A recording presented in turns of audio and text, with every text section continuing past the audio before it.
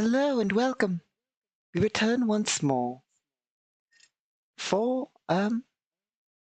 Solo Sunday.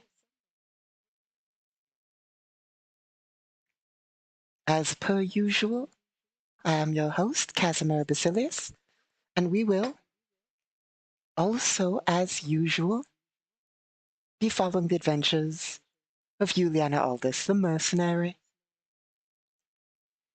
Of course, unfortunately, well, the creature, the eldritch monstrosity, is still on board my personal ship, but hopefully, well, as far as we can tell, it's found itself a nice corner somewhere and won't interfere.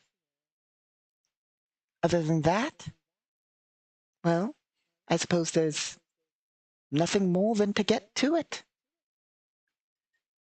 Let's see. Oh, we had slight technical difficulties again. This time, our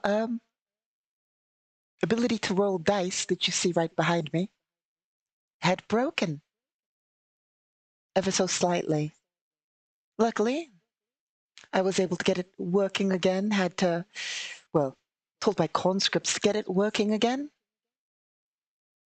Basically, the display of it stopped working, but we got it to work. So, luckily we're on time, if not ever so slightly early. But that's not what we're here for. Not today, at least. What the? Okay. My apologies. 1 second.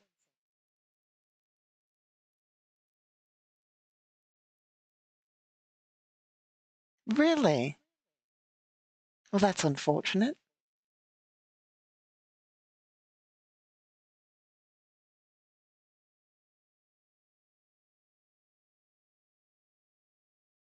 Every one of our referenced display items appears to have broken. All of them, apparently, as far as I can tell.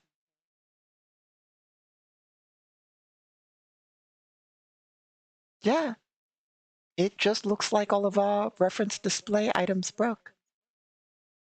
I thought it was just the dice roller, but that was obviously the most noticeable of them. Things appear to, for the most part, otherwise be working.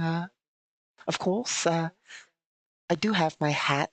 That's not one of the problems. It's over there. The problem is our date display also broke. Because that's another referenced file, I suppose. That's how I know it's the referenced files. Because the dice roller is a referenced file, and the date display is a referenced file. And both of those, I suppose, it took me a moment to notice that one. I noticed the dice roller, like I said before we started, because, well, it's kind of obvious. But the reference date, not so much. Well, we don't need to know the day, probably. Well, at least, compared to the Galactic Standard Time. Because that would take a bit longer to set up, because it's specifically a sub-window of a window. But we won't mess with that. Sorry. Like I said, technical difficulties. Didn't expect them to be a bit more than just that, because I thought I'd only solved it, but, anyway. So, it's not too important. It's not like anything else is really broken that I know of. So, last time, our adventurers, our mercenaries, Juliana Aldous and team. Ooh.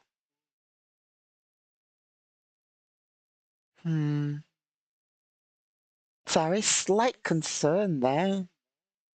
As I realized there's something I didn't test. Oh no.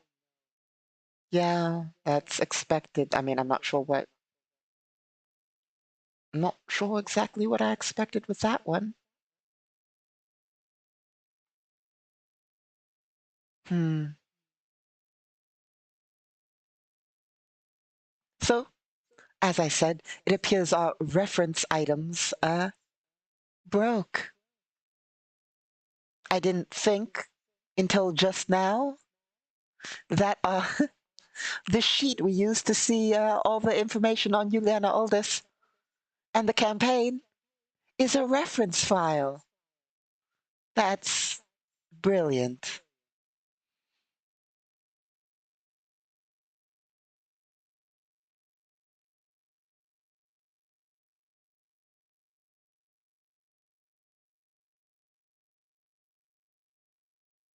Hmm. Really ain't gonna work here.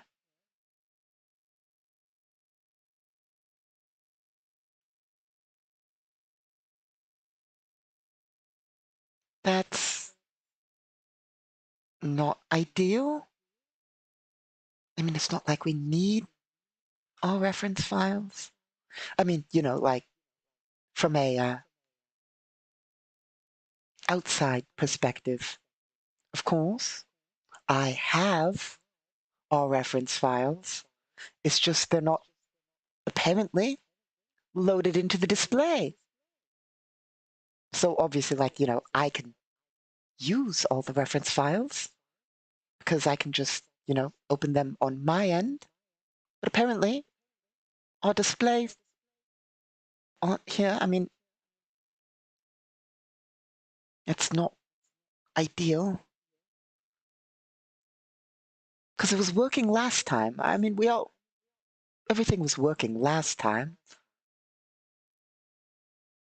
Hmm. Sorry. Like I said, technical difficulties. I'm thinking how we're going to go about this. Do I spend the time to reconnect all the reference files and hope that I don't break anything while doing it? Or do we go without reference files? Because, like I said, it's not like we need them. Technically, all we need is to be able to see. Technically, we don't even need to be able to see the map. I mean, we can paint pictures with words. It's fully possible. We could run with a blank screen. It's theoretically possible. I like having maps to measure distance, but they're not needed. But, my point is, we have a map. That's fine. We have the ability to display dice rolls, which is important. We don't have the reference file for the character sheet. I mean, displayable. We could go without it, or I could spend some time figuring out why it's broken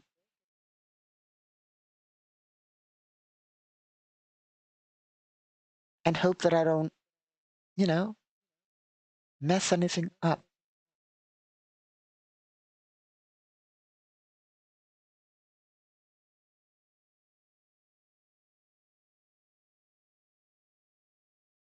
Hmm.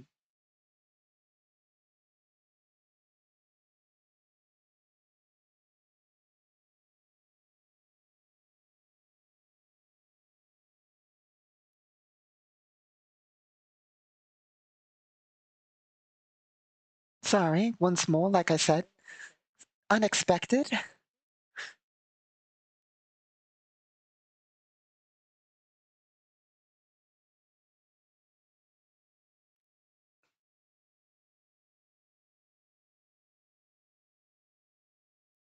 Hmm. Oh, could it be?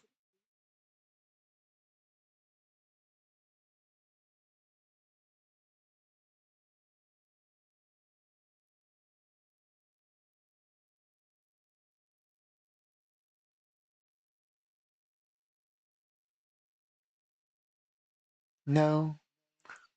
I thought that might work there. Very unfortunate.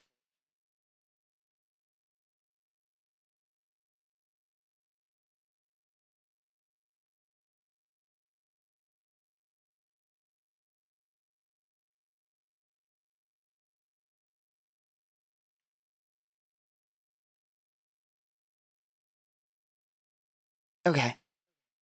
We will just be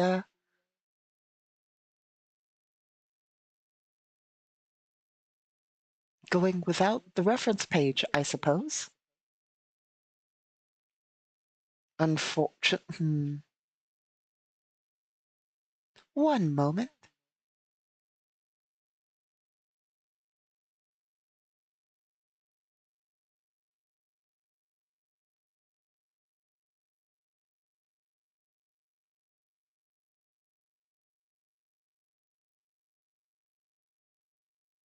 There is one other thought as to why this might be occurring. Perhaps what happened was I tried opening it using the wrong section. That is a possibility because this did reload. Hmm.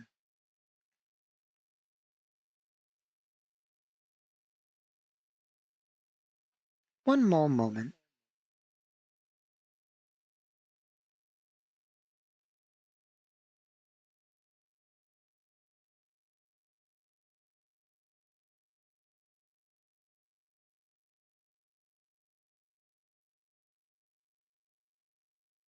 Hmm.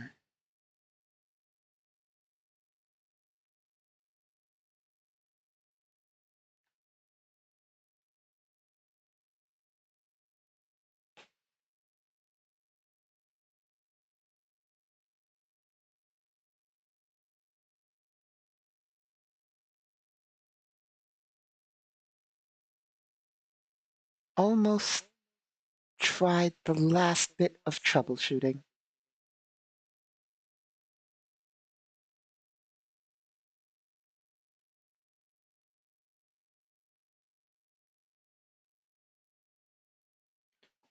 Maybe this will work. Okay, if we load that there, will you recognize this?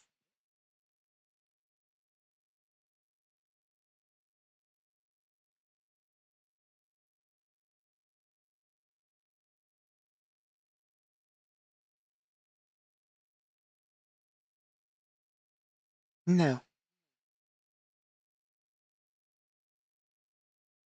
Okay, sorry about that. Like I said. Anyway, so we will just be without a sheet this time, and I suppose next time I'll solve all these errors we appear to have acquired. So, where were we?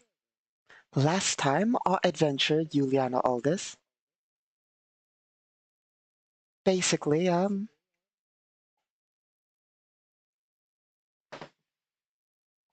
there is one other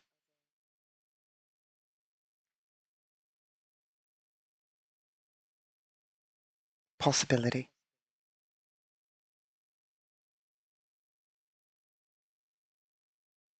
One more moment.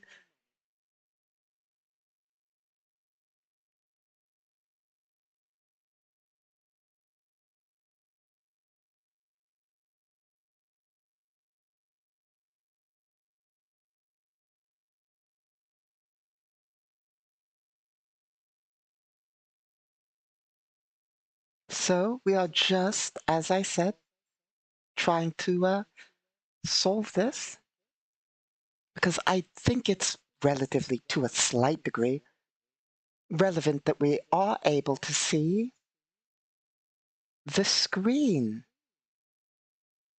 But we can't do that if it's not displaying.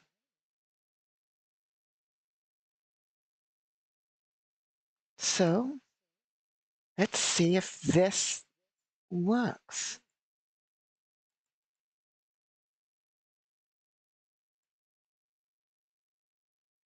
Okay, let's go like that.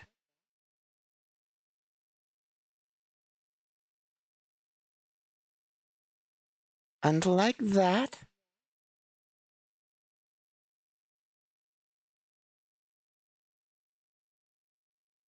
of course, we need to slightly edit it to a degree.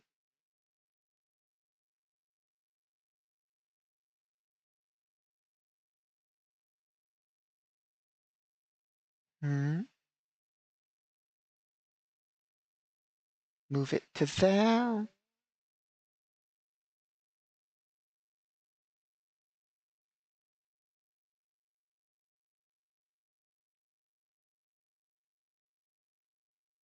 Go like that. Once more, you have my apologies for this technical issue, but it appears, for the most part,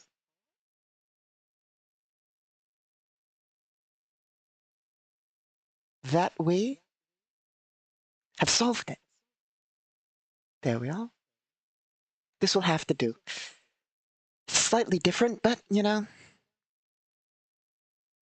at least theoretically,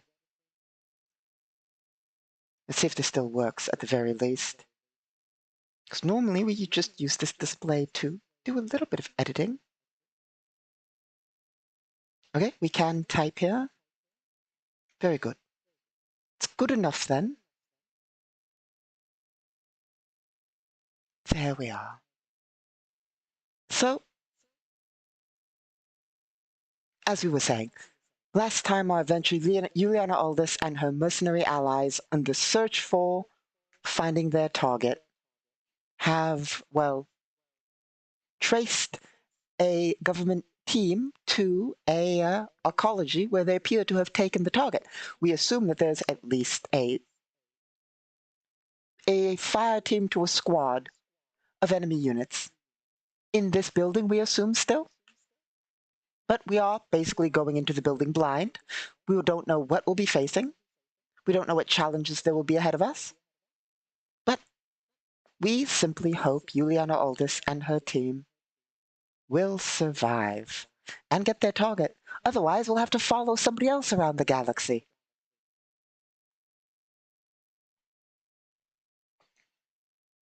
So, yeah.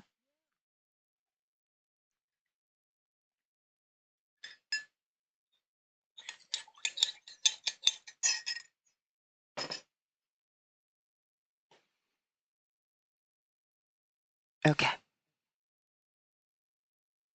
They had just checked the car last time, and now they've moved over to the building proper,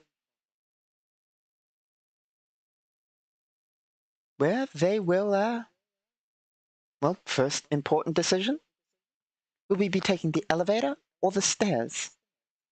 Luckily for us, it is unlikely that either have any traps on them, because this is a public arcology. Then again, they did, I mean, there've been people coming and going from the arcology, so it's very unlikely that there's anything wrong with the stairways and so forth. But we don't know whether the targets are up or down, because they could have gone up out of the underground section or down into the deeper underground section. We are not entirely sure. So,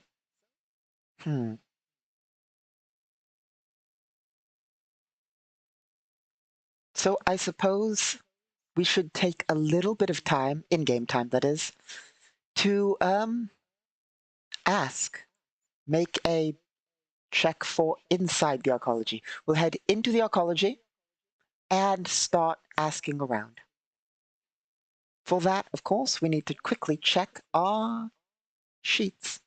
I sometimes, of course, forget what the exact stats of our team are. For that, we need to find our NPC book. Here we are. find our allies. Here we are.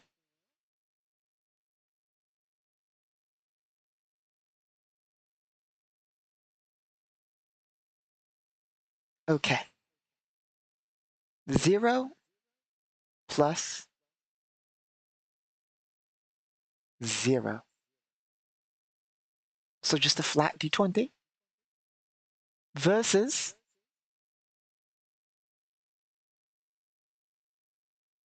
I think they're better than us in asking people questions, but we'll do a quick check. -1,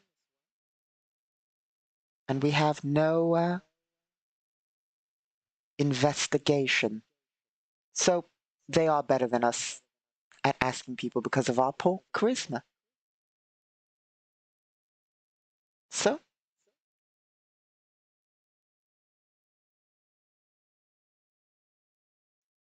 it appears that we will leave it to our allies to ask around. For that, of course, which is why we needed to prepare our dice roller so we can do this. Our allies are going to make the check to ask around the arcology to see if anybody has any information. And if they roll even slightly good enough, we will introduce the character that we are supposed to introduce. Given that the bot, basically, in the campaign, said there is supposed to be the introduction of a character, and then we randomly generated the character and their bits before. That character being, for those of you who might not recall or know, this is, of course, we've been over this several times likely, this is a bot-run campaign. By that, I mean we have a series of charts and so forth that we check and interpret and all the like to run. That's how solo games are run. You roll dice and interpret. We, of course, call it the GM bot, as you can see by there, the GM bot campaign chart. But it's not, actually a bot or anything. It's just a bunch of charts we interpret. Let's see. So we ought, of course, according to our generator, to introduce the character. Where is the character? Did I save his stats down here?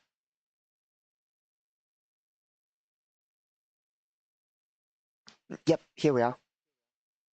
We are to introduce the character, Istor Delta, a gambler, an old and brave gambler. And, according to bot, the character is someone who can help resolve the current plotline in some way. So, assuming we roll basically a total of above like 5, this character will be introduced. It's possible he won't be. We could roll less than 5, but let's find out.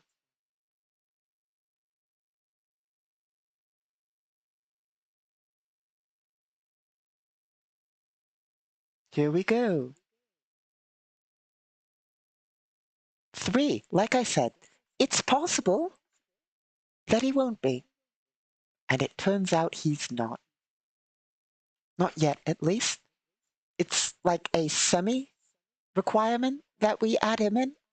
It's not like it's 1,000,000% guaranteed, but the plot line basically means we have to keep trying to introduce him before the end of the plot line. We're like supposed to. It's hard to explain.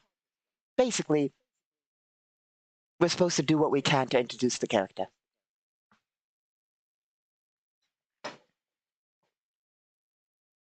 Because how do I put it?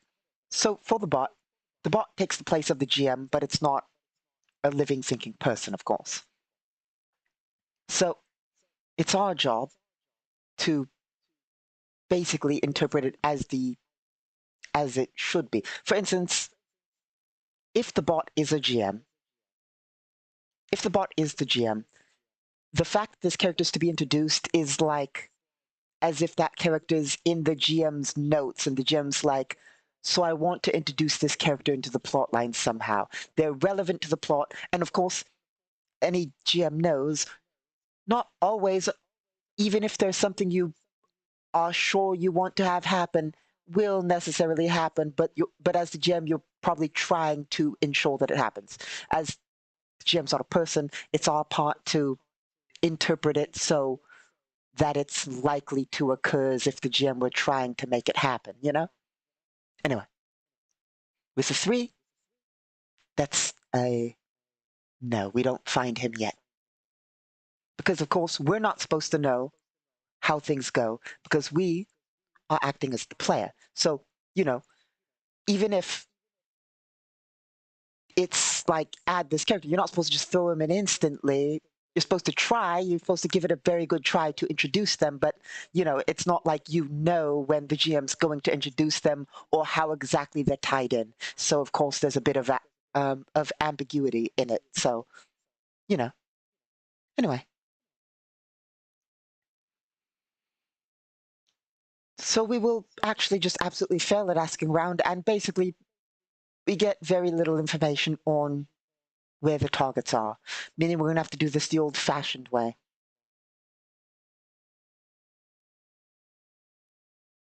Which is checking our little thing here.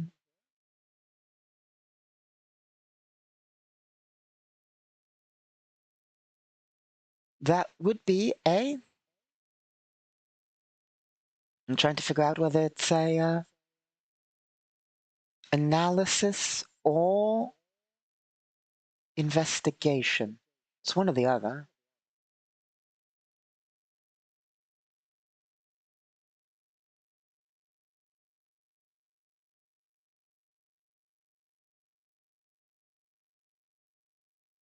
Mm-hmm. So we can make a roll on searching for the target, or we can take 20.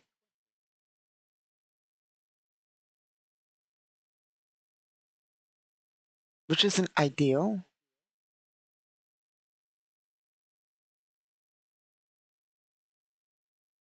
So I just double checking all the things in regards to how it works.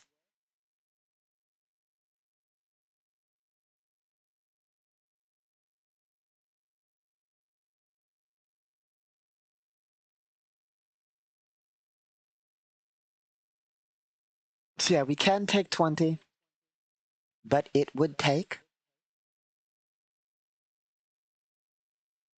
quite some time.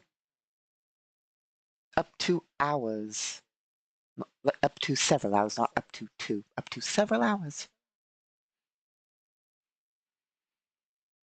Or we could risk a check. We could always retry. That is allowed unless we critically fail.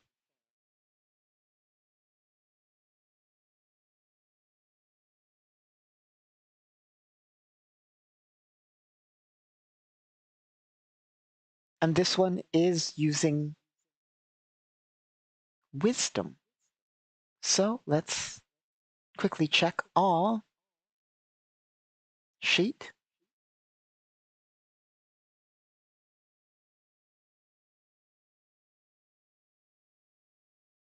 What is our wisdom, and is it better than our allies? -1. Oh, I'm sure Juliana Aldous is good at something. Eventually.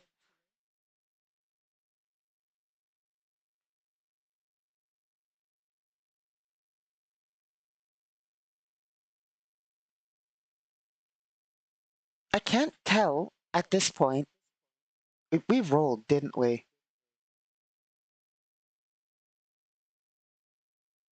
I believe we rolled her stats. Either that or we did some sort of... When generating stats, of course, you can roll or point by, etc., etc. I think we rolled. I mean, that's no problem. But I was just looking at the thing here, as you can see, and I'm like, an 8 and a 9. There's, theoretically, with a dex of 18, you would have had to lower some things, but anyway, it's not really relevant at all whatsoever. So our allies are going to be probably better than us at this too. And let's check the NPC chart to see how much better. Now, of course, like I say, Galactic Requiem is a living universe. So there is, from the perspective of the way we run things, absolutely no problem in letting other people do things. If there's, of course, if there's reason for those characters to do things, we can't just grab a random civilian and be like, they're going to roll the check. But, you know, since we have allies with us, there's absolutely no problem with using their stats to do things. In life, if you're not good at something, either have, you know, if you have friends that are good at something and they can help you with it, you know, get help with it. Or if you can hire somebody to do something, hire them because they might be better than you at it, you know? Like, there's no problem with that in the way we run the game. Our allies are better with a 13 plus 1 on wisdom. They don't have any skill in it, but still, a +1 is better than a -1. So, our allies are going to roll for, not for us, but, you know, instead of us.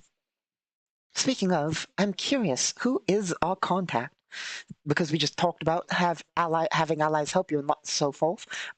Even if we have contact, they're likely not going to be able to help us in this situation. But I'm just curious who our contact is because it's been a while. Merc Contract Networker.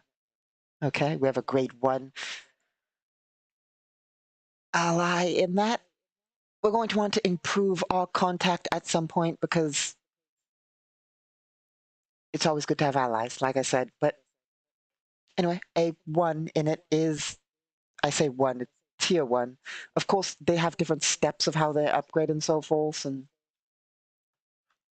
because we run this not entirely like a standard tabletop RPG, I think I've been over this before, we can train feats, abilities, skills, all that. You can train those. And so we should probably train some of those at some point to get, you know, at least not terrible at some of our stats. We can also buy training and buy feats if we had, you know, a reasonable amount of money. We have a reasonable amount of money, you know, 83,900 Galactic Standard credits.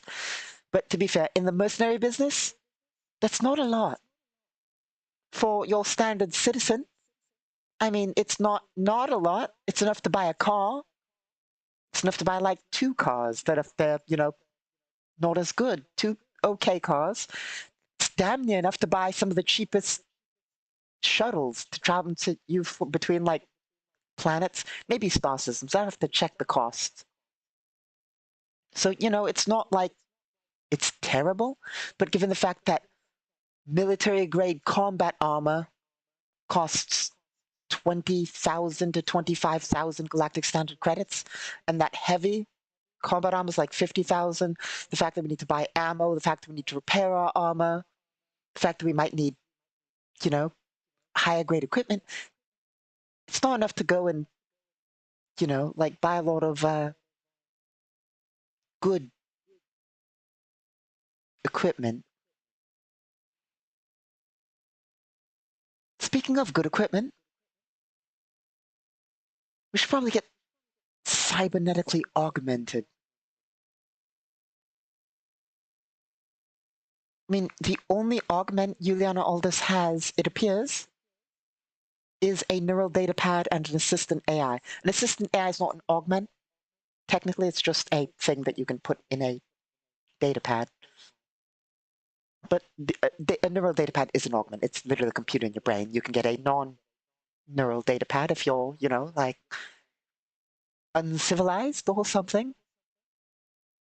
Of course, there's also how you want your neural data pad to be used and so forth.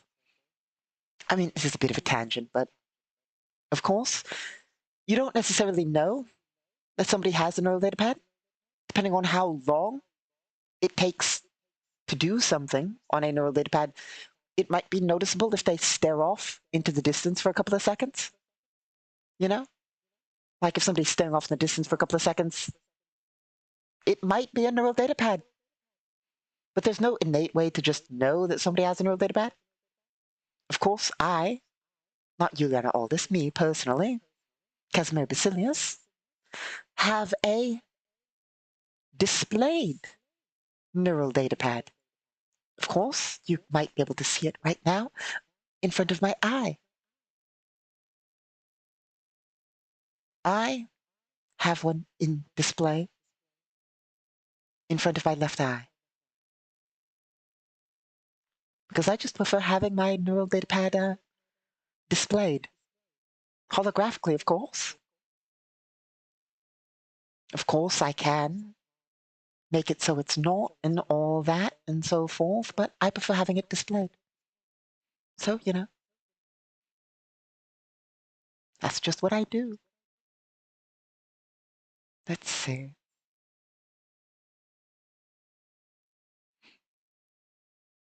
I'm pretty sure Yulian Aldous is not displayed because, she's more a mercenary and doesn't like having holograms in front of her. Let's see.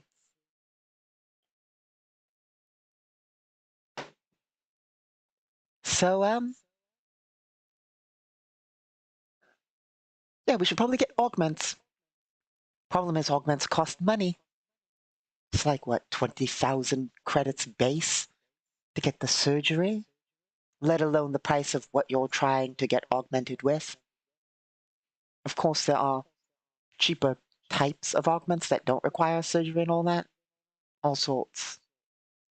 For instance, we should probably get you on all this some slight augments like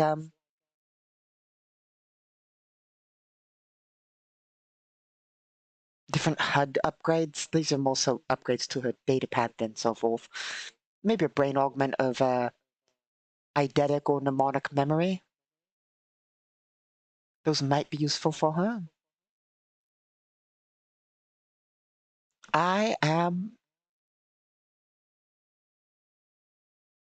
dumb sometimes.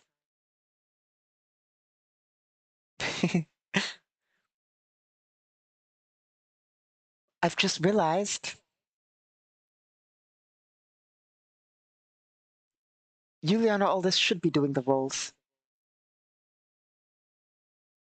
and that I've been rolling wrong. I've been rolling so wrong.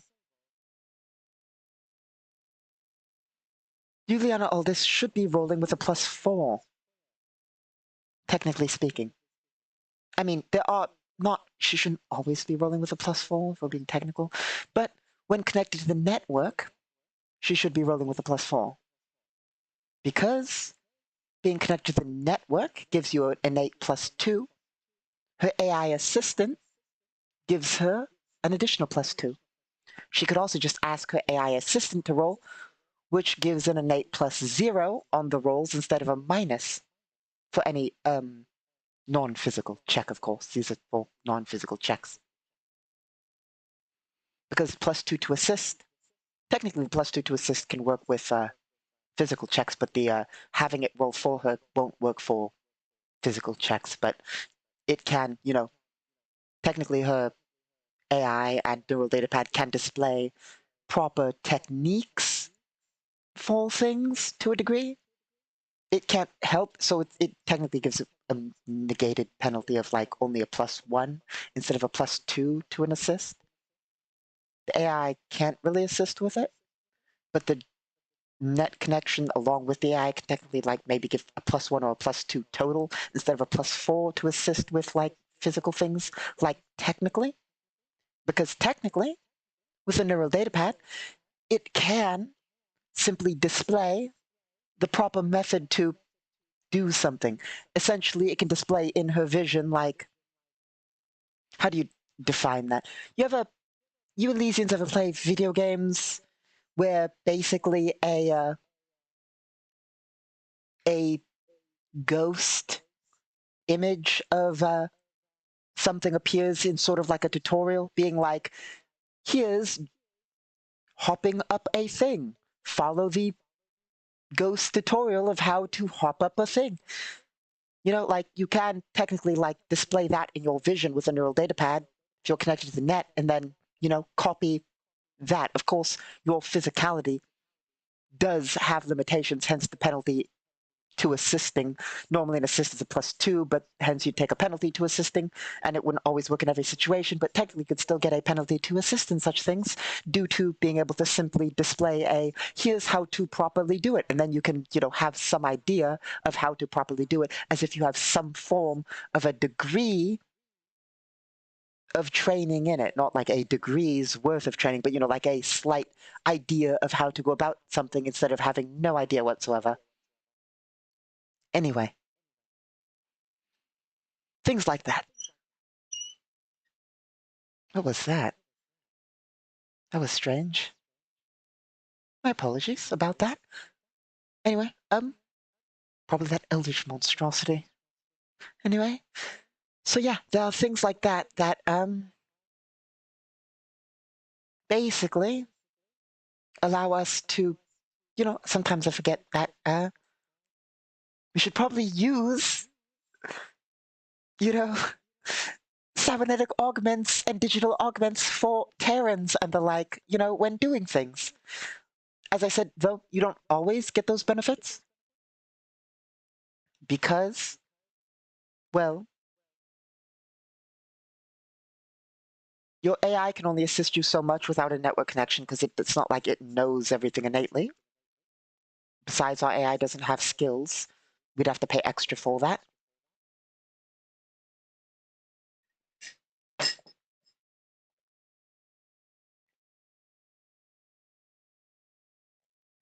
And also, other than skills, our AI not having skills, technically, you don't always want to be connected to the net because you can theoretically be hacked if you're connected to the net. Now, of course, it's hard to hack somebody difficultly. Not difficultly, but like with the highest level of hack. But it's still dangerous to be connected because even if you want to avoid a hack, if you notice it in the first place, disconnecting does give you a penalty and so forth. So in a combat situation, there are benefits and drawbacks to being connected to the net. And hell, if you have a TACnet, which is its own system, you could have an entire good, like, militaries need information if you want to do good. The tactical space, if you don't know where an enemy is, it's hard to shoot them, of course. And if you don't have communications with your allies, it's hard to know what's going on. Thus, it's important to usually have a connection, and a TACnet can facilitate that. However, a better TACnet can facilitate even better bonuses. All sorts of nice bonuses. Anyway, we are rambling. Let's get to business.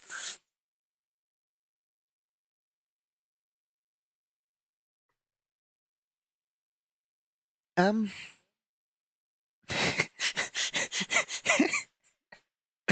Okay.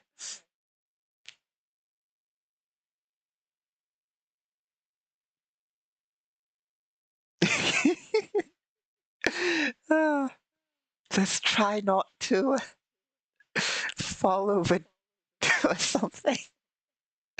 Okay. Where were we? Ah, yes. Entering the oncology.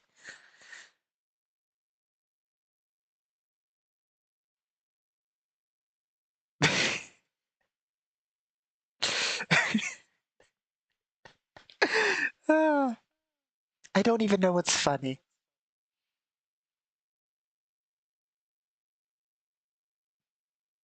I assume it has something to do with the Eldritch Monstrosity's mental fields and so forth. I'm not sure. So, having entered the arcology and asked around, we gain very little. Our next step is to search.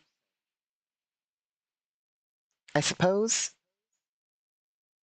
we will search, and we will search without taking 20. We're going to let our AI manage our search for a total of +4. No, if our AI managed the search, we'd get a total of 0. We're going to have our AI assist us in our search while connected to the net, which will give us a total of +3. I can do math sometimes.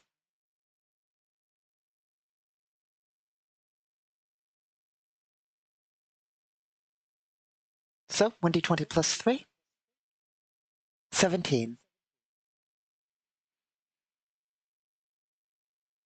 17 is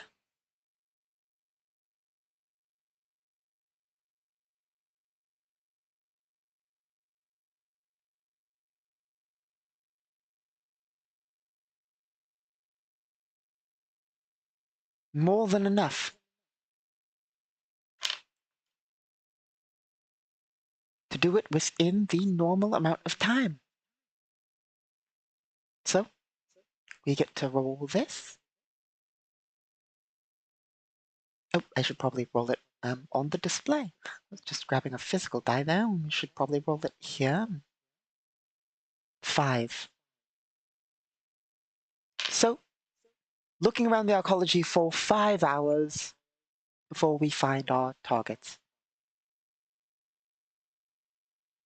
Basically, searching for anything strange, asking people, looking around. It takes us about 5 hours, which is fair given the fact that this is basically over, I believe, over 100 stories.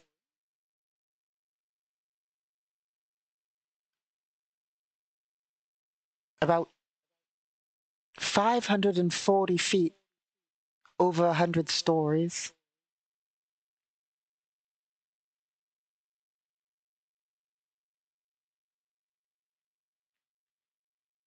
Which is, like, if I've done my math right, which I might not have,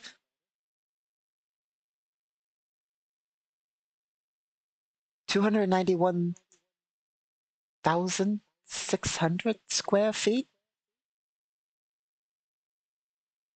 times 100. I'm not sure how to calculate all that, but like, it's a big distance we had to search in a crowded arcology block. So 5 hours later, we do come across some information. And given that we succeeded, that information we come across will finally be the gambler. Entering the arcology block. Now let's do a little bit of description for,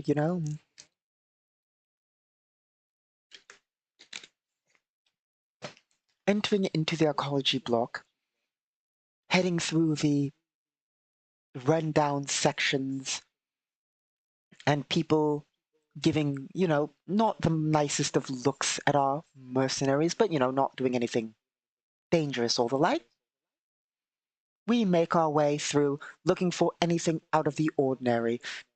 Luckily for us, the sentiment of the locals is likely not that favorable towards the local government. So, our job of finding them is relatively easy. So, while traveling through the rundown corridors, seeing people, I say rundown, they're not super rundown, but they're not maintained they're not necessarily maintained. The tier we're looking at is, there might be some patches of graffiti on the walls, on occasional, some trash around, people just milling about. Not, terrible, but not the greatest quality. But as we're heading through it, passing by locals, heading together, not splitting up. Of course, we could do it in like 1 hour if we split up, but we're not going to split up for safety purposes. While traveling, we will pass by several stalls in certain, you know, commercial parts of the arcology block, a few factory parts, a few commercial parts, a few stores, people going about their lives and business, several holograms advertising food products and other such products, new TVs, a small personal stall of somebody selling trinkets, all sorts of different things in the arcology, people going about their business.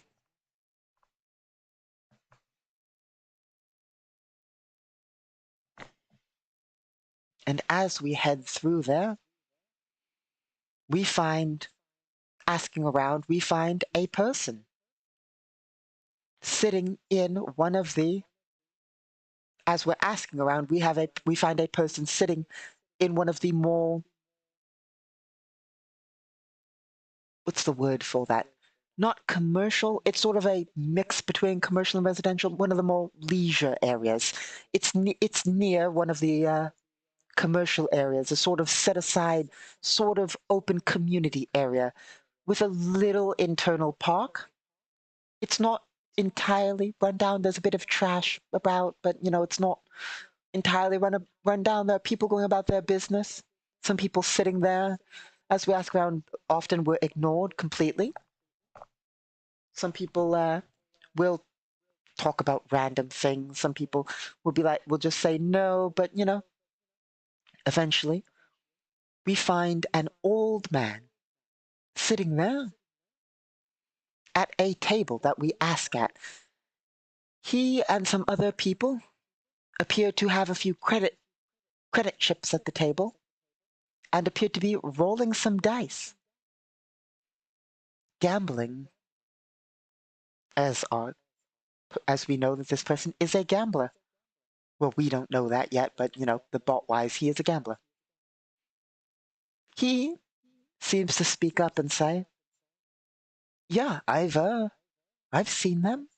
I've seen these people. It was late, and I was returning to the arcology, and I saw them." And he will basically inform us that he didn't follow them, but he did see them approach from one of the areas, and he did catch, because they passed him, the floor that he was returning from. Basically, he was heading down, they were heading up, and he caught the floor that they were stopping at. Did he, this is a question for the bot, did he hear them mention anything valuable? Or did he just get the floor that they were stopping at?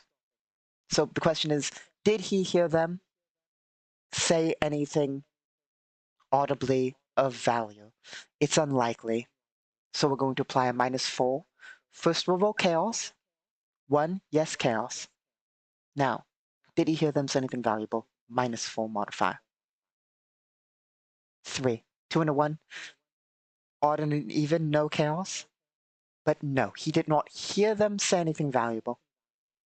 But he did note that they were heading down. They did get out of the elevator and were heading down the corridor in the floor that he was heading in. He will mention that, "Oh, of course, I ducked down one of the corridors. I'm not one to mess with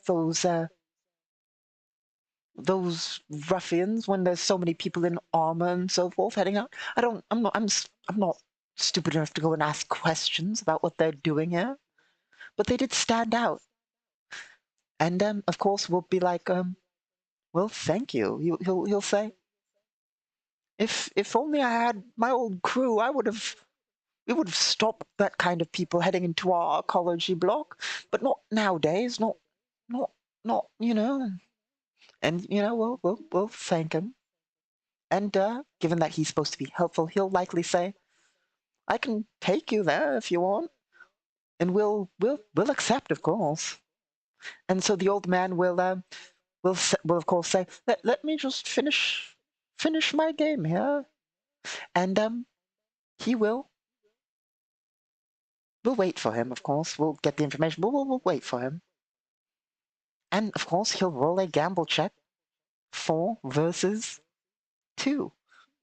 So it's likely he'll win, not by a lot. So if that's a versus check, and assuming they're relatively equal, a success by 2 means that I believe he breaks even.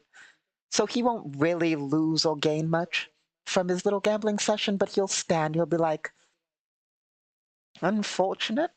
He'll motion at the person there and say, next time, before he stands up. Of course, being an oncology block, it's likely that, of course, outsiders can come into oncology blocks, but an oncology is usually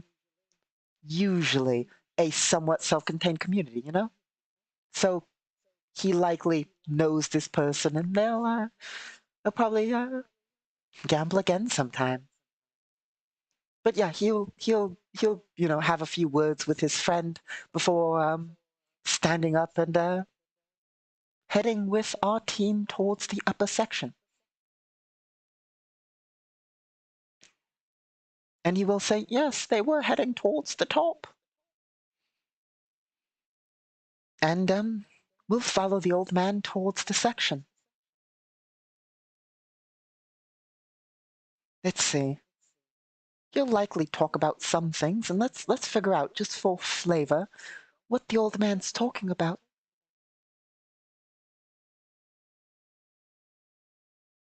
For that, we'll quickly open our chart here. Luckily, we have a little file. We'll generate one word real quickly. That's going to be a D6 and a D10. Not really a word, an image if we're being technical.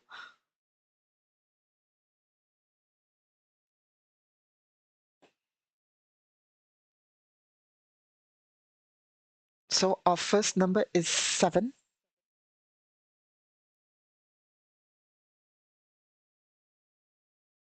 And our second is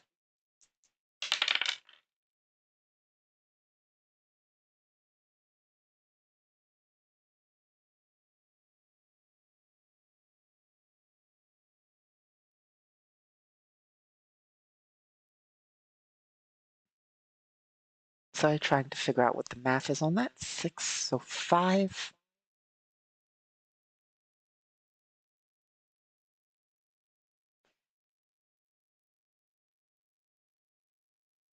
53.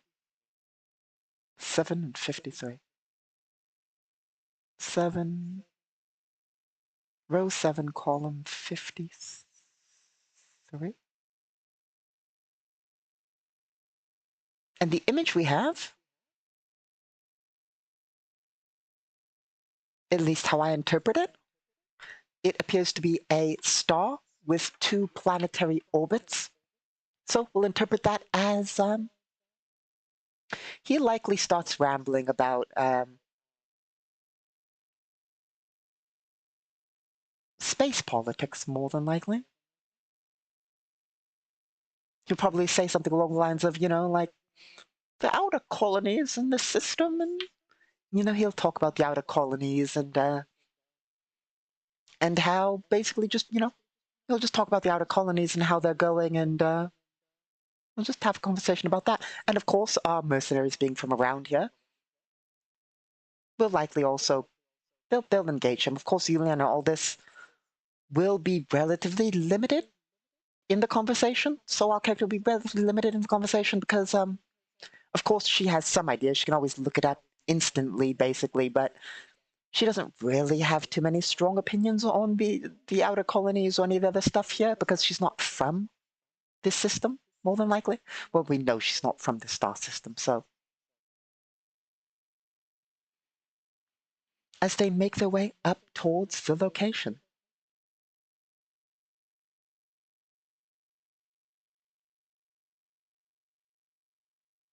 Here we are. Let us get a token real fast.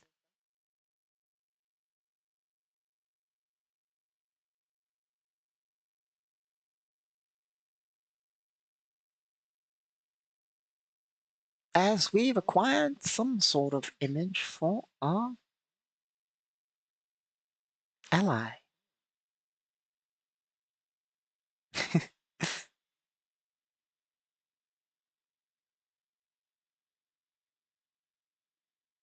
That will do, I suppose. There we are.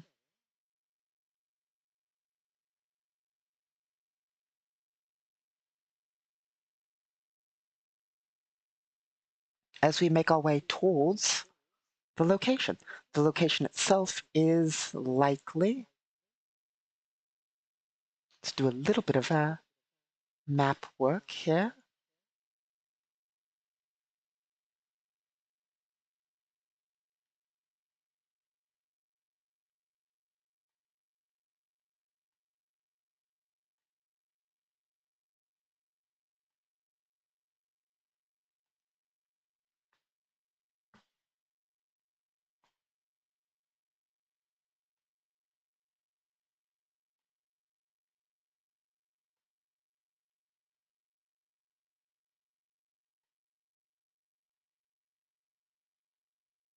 Okay, almost prepared.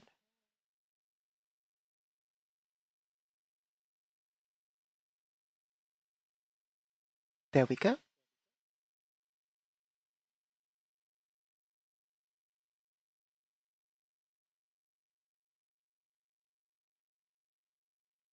Of course, there will be a lot of corridors. Certain distances, I'm not sure the exact distance, but, running left and right. And down one of those will be our target. Our target being likely, let's find the final bit we'll need for this.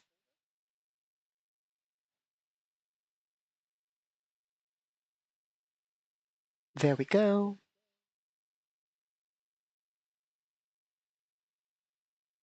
Make sure we got this right. Nope. Is that right? That's perfect. There we go. Probably a slightly higher class block. Of course, we do need to do a little bit of measurement here. Just give me half a second. That should be like so. That should be like so. Flip horizontally.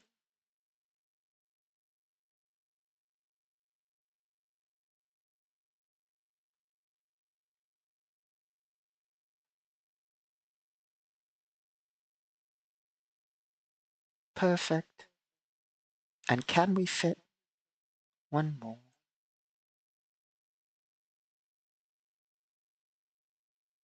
So in one of the higher, because we are up higher, so things are a little bit higher tier.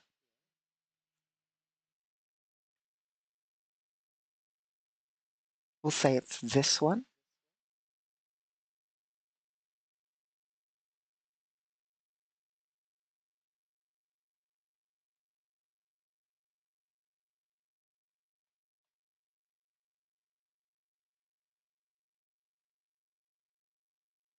There we are.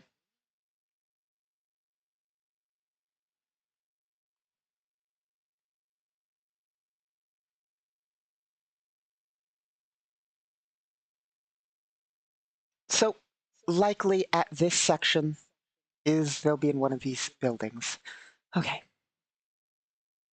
So the old man will head over, leading the group, down the corridors, over to here, where he will motion and say, they went down there. And, of course, let's see. Our team will, let's see, look down the corridor. Of course, they're not going to be visible down there. Is there any form of paneling that connects to this section with controls? That's a question for the bot. 10. No. So that's a no. We can't sabotage a panel to sort of get in that way. Not ideal. Not ideal at all.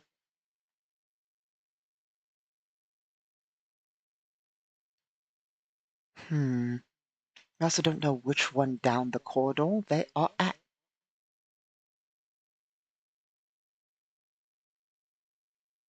And it's unlikely they'll answer the door if we knock, so. Hmm.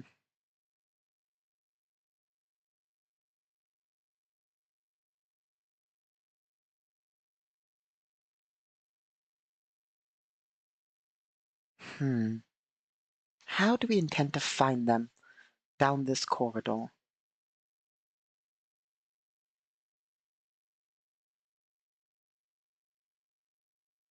Well, we can safely assume that the old man knows that they didn't enter these two. So they're likely in the last few. It still does leave 12 rooms. Let's see. How can we narrow it down? You can actually, like, search, but that's risky.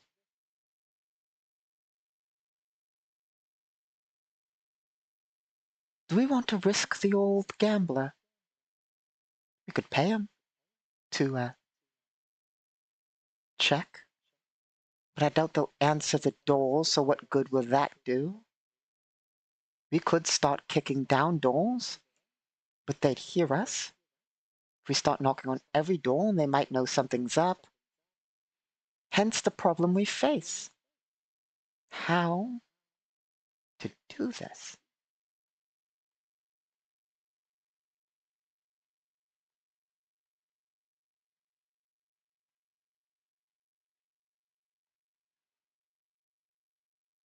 We also need some tokens for them real fast.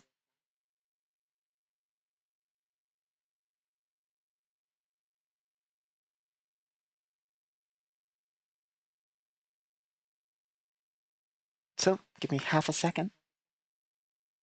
Will we grab some tokens for these guys? We need for one, we need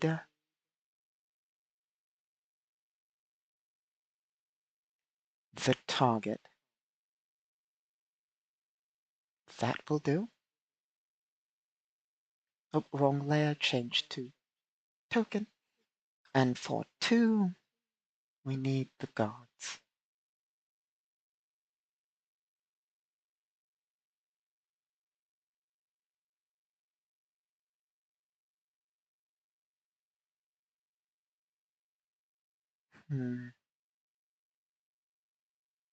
Let's go back over to here.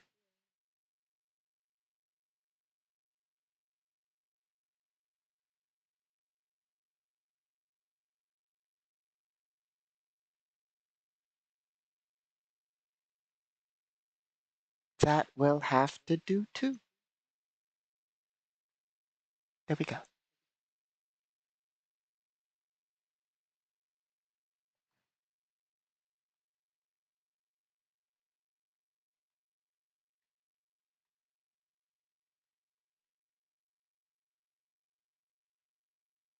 So they're in one of the rooms.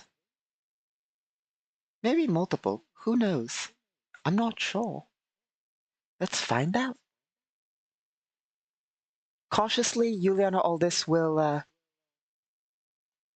have the old man move over to there. A little bit further. Our mercenaries will take up positions. Then, just in case.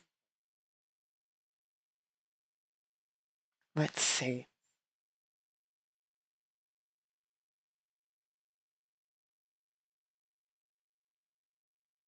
Yuan Aldous is a caster, so I suppose she'll go first. She also has the heaviest armor. And we'll take one of the mercenaries with us.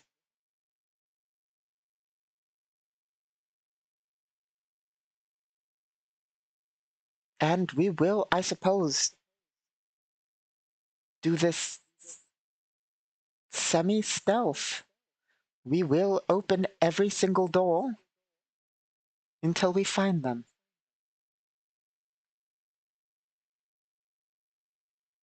Which will be mechanics, which we can succeed.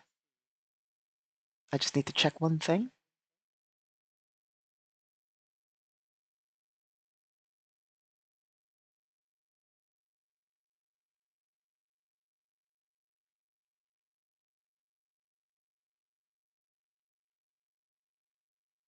Checking.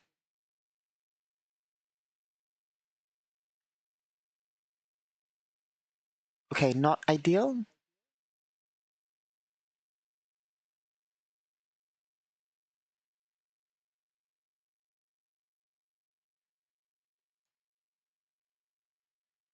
Okay, so it says here that it will basically take 2 minutes per lock.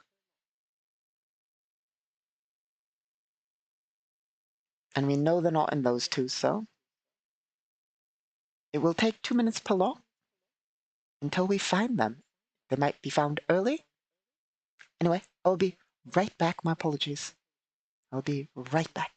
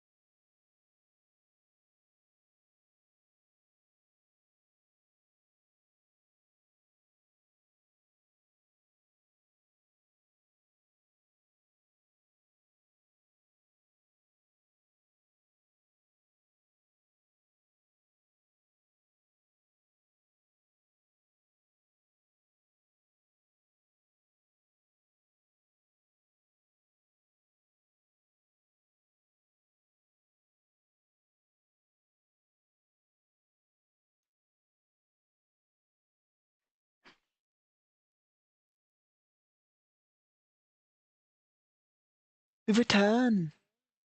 Okay, my apologies. Let's see. So, of course, 1 minute per, yeah, 1 minute per lock. 20 times 1 is 20 rounds, and 10 rounds in a minute. So we will go about popping locks one by one. How do we know when we found them?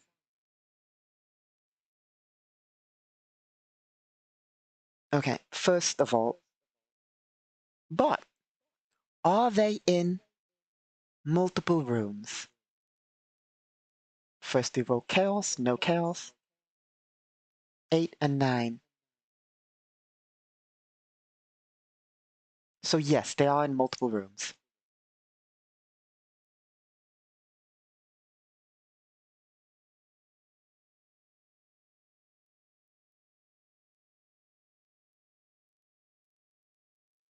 We'll split them into 2 groups. Okay.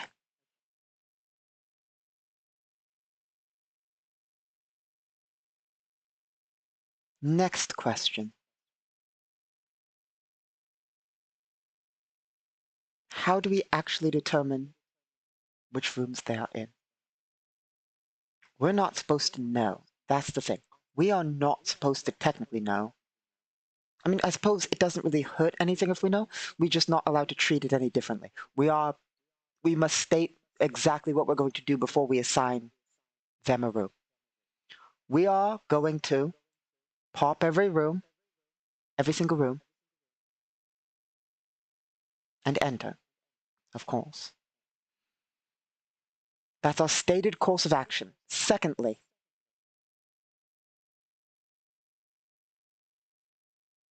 if there is civilians in the room, people who aren't our targets,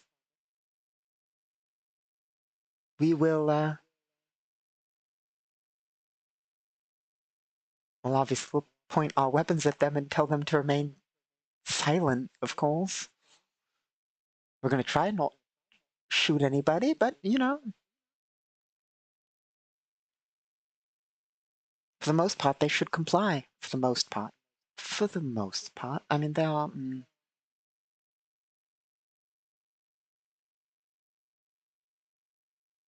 Okay, we'll roll a dice each time and see whether the civilians are hostile. There's technically like a 5-10% chance they're hostile, so we'll roll. Well, hostile or do something unfortunate.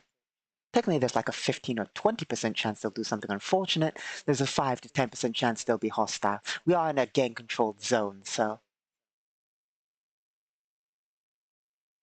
So we'll take that into account as we go. Now that we've determined, basically, we're just going to pop each one, and that's our course of action, so we're not going to change that. Now let's determine what rooms they're in.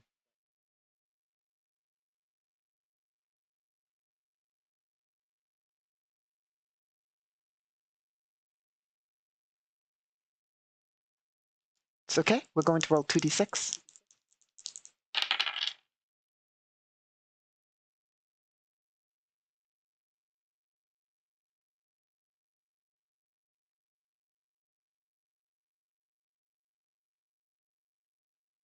They're in here.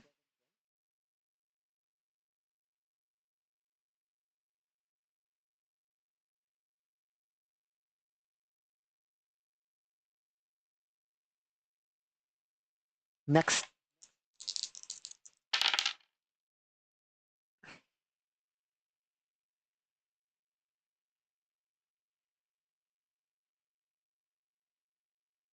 I rolled the exact same one.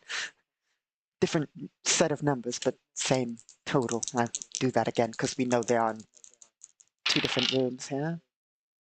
And that's another 9. Let's try that one more time.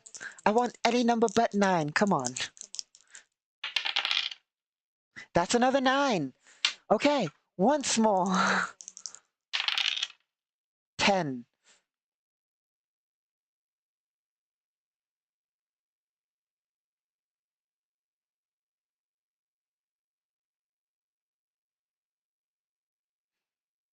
Okay. Now we check if anything bad happens in each room. For that, it is going to be... Oh, I'm going to roll that one. Oh! I'm going to roll that one physically. Not physically, non-physically. That's what I mean. I'm going to roll that one with our chart. Okay.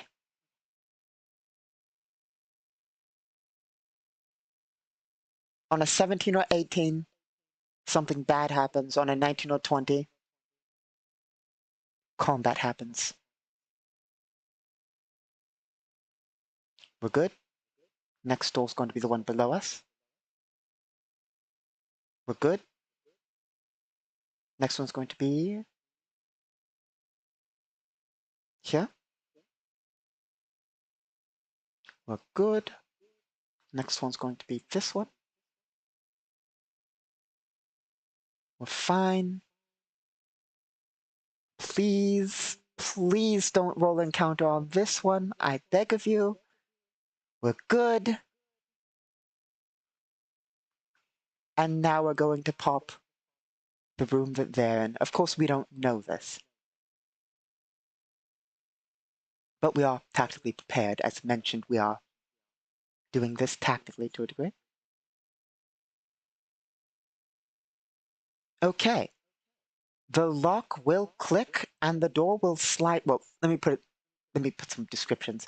As we open each of the rooms being covered from our allies, R2 will enter each room. If there are any people in them, our people will tell them to be quiet and keep our guns, leveled as we search each place. People don't, luckily for us, we come across mostly just people living their lives, going about their business. Luckily, none of them start yelling or anything.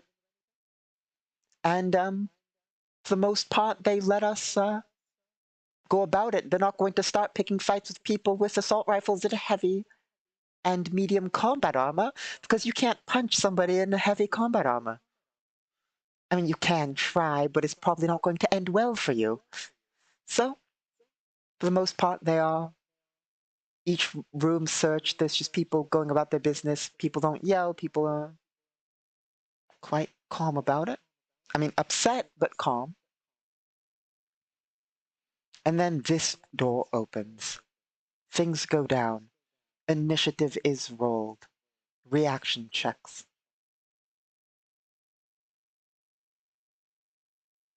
Us first.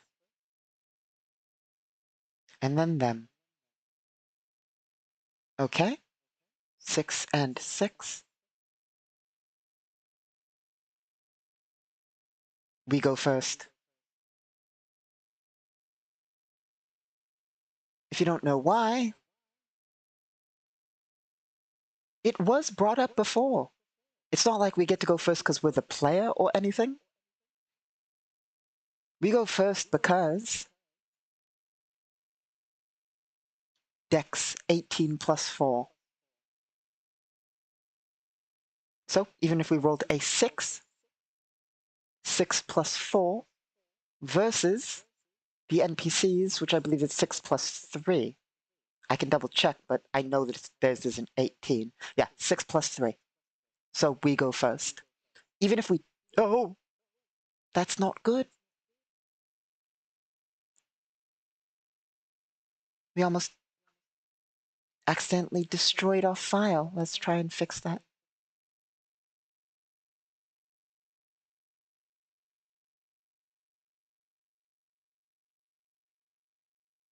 Okay. Luckily, we didn't delete the file by accident. Is it... Did we lose any data? Sorry, 1 second. Here we are. That's still there.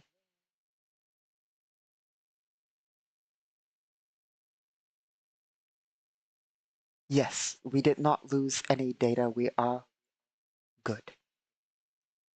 So yes, even if we rolled equal to them, we would have to roll, let me put it this way, we'd have to roll 1 less than them. And even if we rolled 1 less than them, we would still go first, because on a tie, it goes to the highest stat, and our dex is +4 versus +3. Secondly, so we'd have to roll 2 less than them to, actually not go first. So what happens is the door clicks and opens, and as we go to clear the room, the first thing that occurs is We see them, they see us. We're ready, they're ready. However, we're just a little bit faster on the draw. And Juliana Aldis will immediately let out a full 20-round laser burst into this trooper.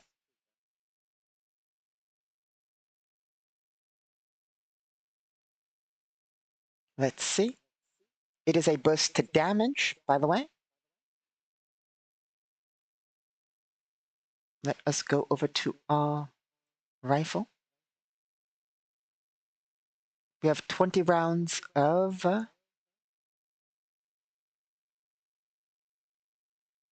ammo in our gun.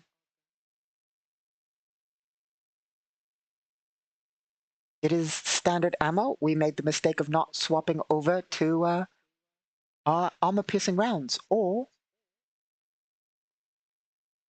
reloading our gun because it can carry 40-round cells. So, 40 charge cells, but you know. Luckily, we have quick reload, so that won't be a problem. We will let out a 20-round burst into this trooper. So,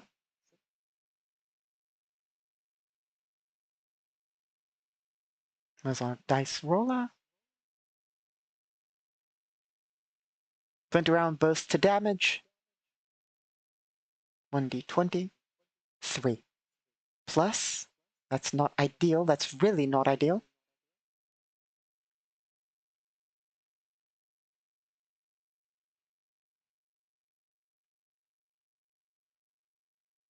Luckily for us, that is going to be plus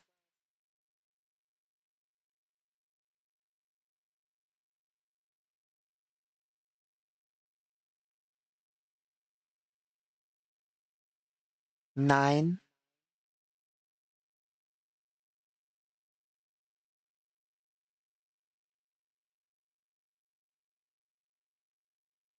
plus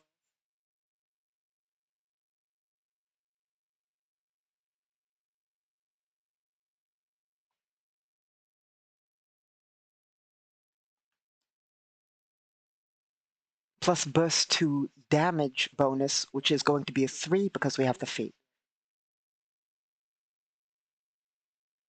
15. Unfortunate. Technically,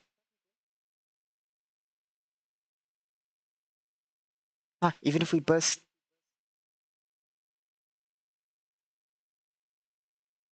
even if we had burst to hit, we would not have hit because that would have provided us a +6 instead of a +3. And a +6 would have brought us to 18, which still would not have hit. But anyway.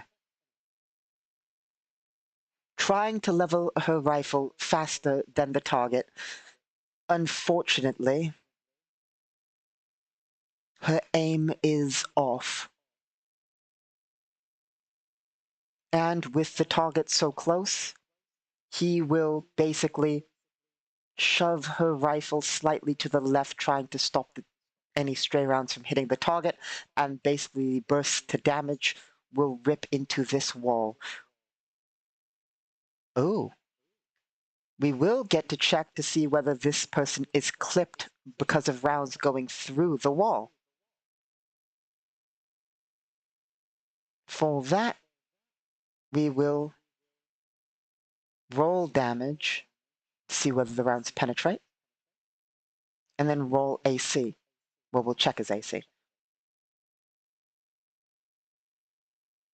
Well, we'll check his reflex, technically.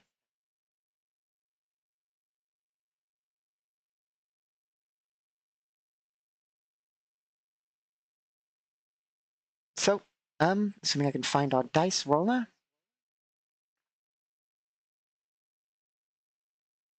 Reflex. 1. He is hit by the rounds, theoretically.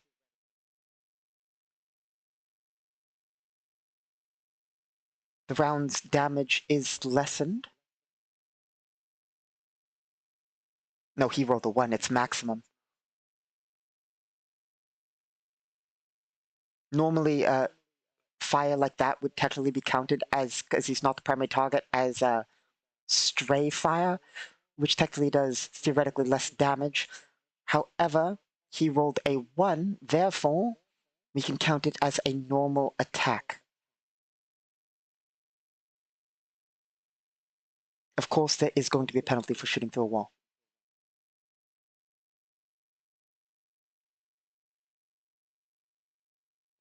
Oh, wrong book. Here we are.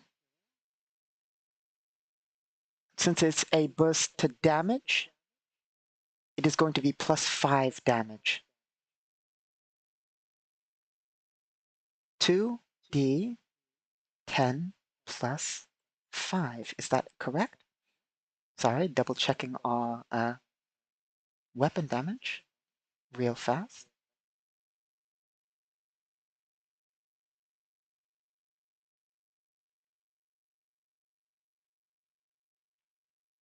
Yep, 2d10. And then +5 for a burst to damage.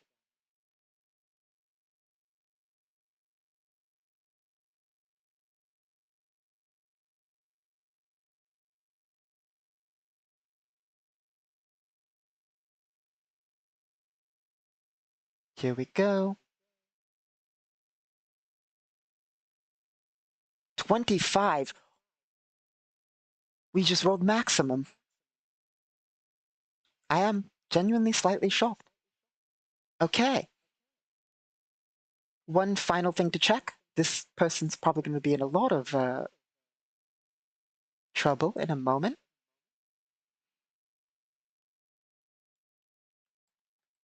Checking the rules for shooting through. Shooting through cover, the DR of the object's hardness is taken into account.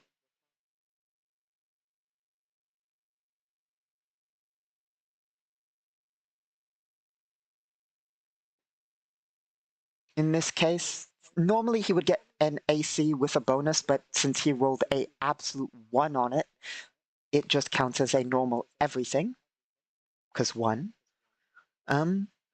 Let's see. Standard wall. Slightly standard wall. It's technically a good wall.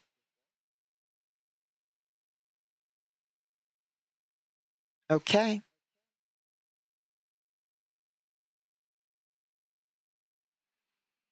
Modern firearms and advanced weapons gain an armor piercing against DR and AC. This AP counts against objects not considered firearm resistant. This bonus is +1 per 4 to 8 points of maximum capable damage depending on material. This is a tough material, so it's per 8. Our gun has a maximum damage of 2d10, so 2 points of damage reduction is removed from the base of 5. So we're going to subtract 3 damage from the shot. 22 damage, and then the man has armor. 17 damage. The rounds rip straight through. Wait. Actually 19, because 2 walls, technically.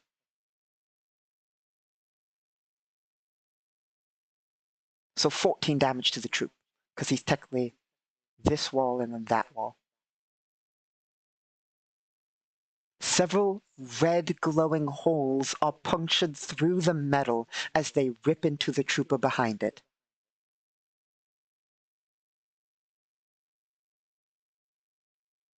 Dealing 14 damage.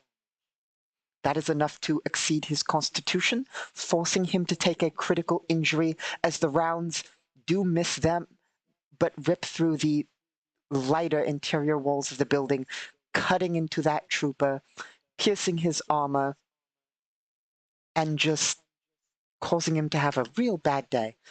He will obviously throw down his action die to,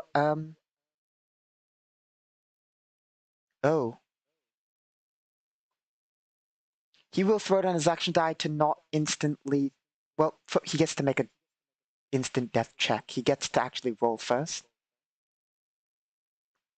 Doesn't have to choose to throw it an action die unless he instantly dies. He does not instantly die, so he will just lessen his injury.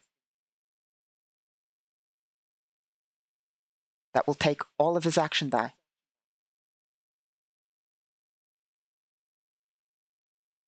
Does it? Let's double check the rules on that. My apologies.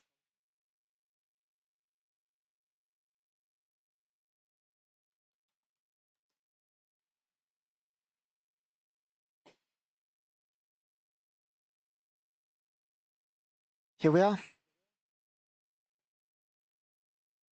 He did not fail a massive damage save, so he doesn't have to use the action die on that. At the cost of 3 action die, he may remove a full con injury chart, 1 con injury chart roll from a full double wound and convert it into a severe wound. At 1, if he gotten only a half con result, he could ignore it. Will convert it into a severe wound. So we still roll injury once on him instead of twice. Because he can't spend action die on that. Okay.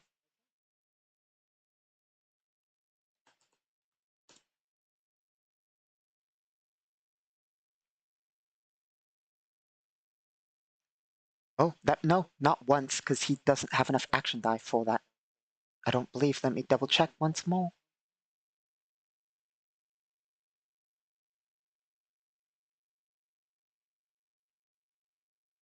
He has 2 action die, and he would need 3 to do it.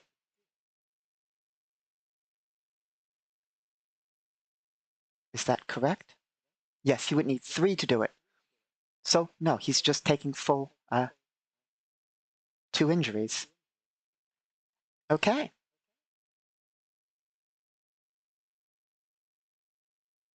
The violence is about to increase. Of course, as I have to use a secondary file, I'm going to roll using normal dice because it is annoying to swap back and forth. He is hit in the organs and the left leg.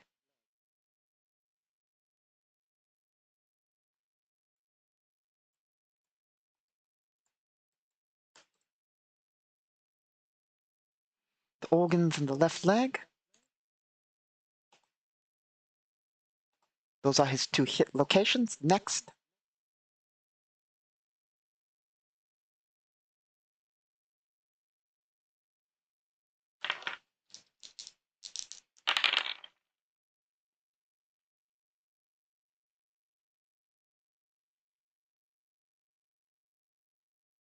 He is hit in the small intestines and the upper leg.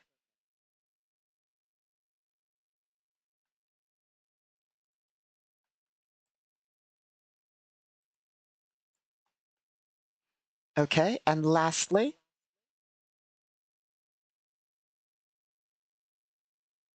of course, all this is like technically optional, but I like the damage charts. They're fun. Let's see. The leg one is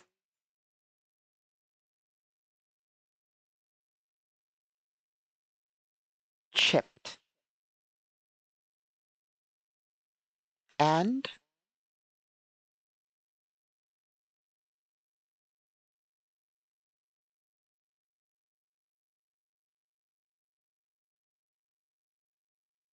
the organ is, well, he just starts spitting up blood. And he's going to be doing that for days. Not that that matters. I mean, he's about to die, probably.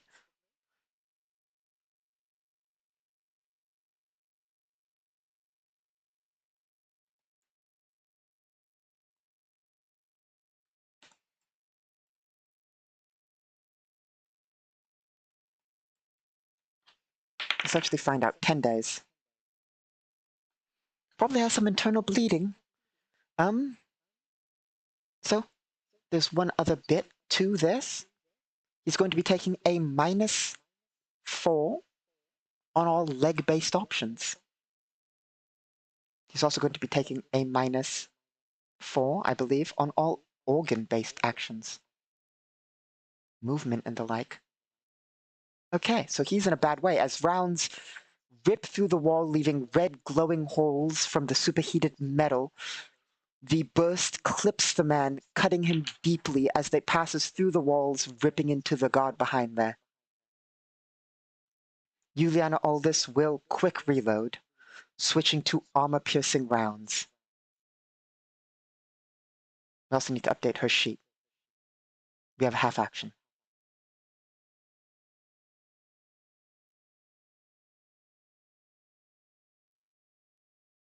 So, one empty cell there. Let's go over to here. Note that we have AP loaded. Drop our AP cell to 4, because 1's in the gun. Load that back up to 40. And that's a free action because we have quick reload. But fire again will be at a -5 because it's second attack in her. Which we'll take. We're just going to get as many rounds into there as possible before this situation deteriorates. And just hope.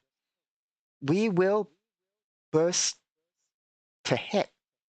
We're going to burst to hit, which will theoretically negate our penalty.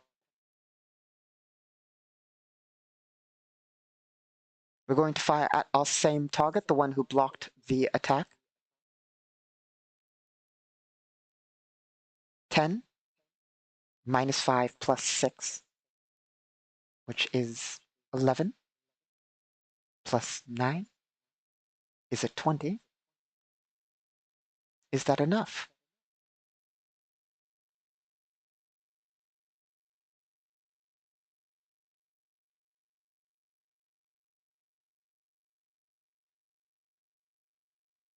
Find our NPC chart.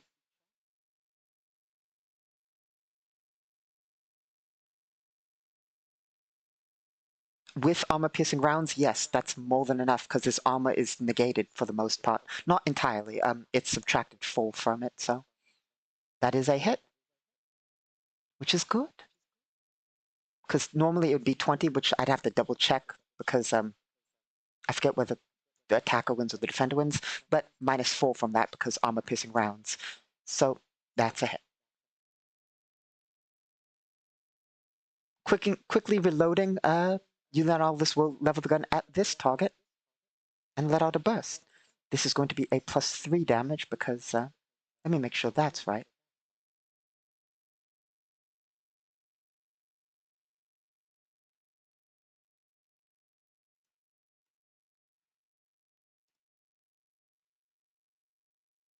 Yep, burst to hit is going to be a +3 damage.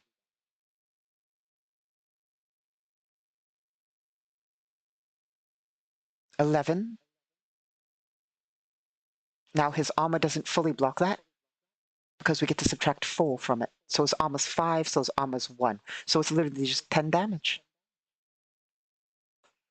The second burst hits the person who was able to block it. Juliana Aldis shoves his arms aside, and then with the swift motion of her arms, shoves his arms aside, repoints the gun, and lets out a burst directly at him.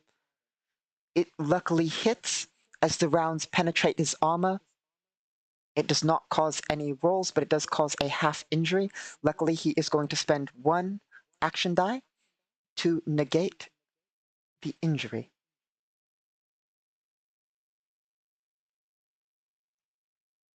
As the rounds rip into his torso, somewhat stopped, somewhat not hitting vitally.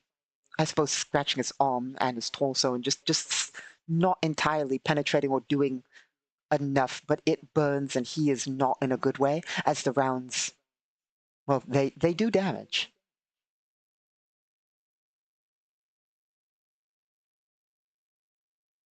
Which does drop our magazine. Well, cell.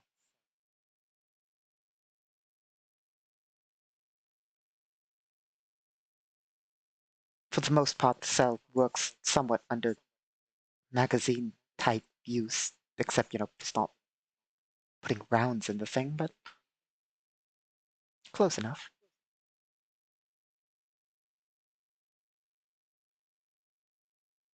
Okay, that brings it to our ally's turn.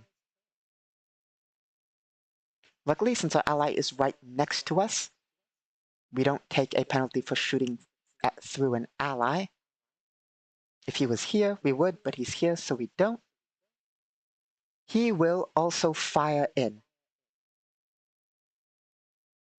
hoping to hit.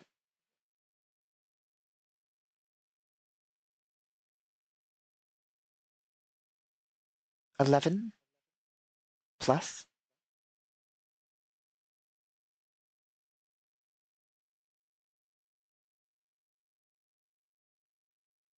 Assuming I can find the right book.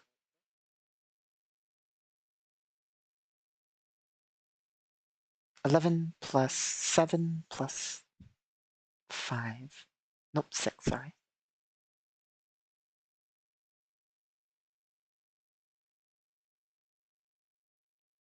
That is 6, right?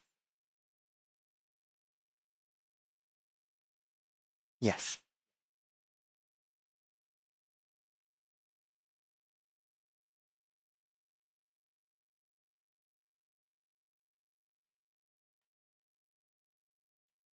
For a total of 24, which is a hit, which is going to be 2d10 plus 4. Nope, sorry, 3.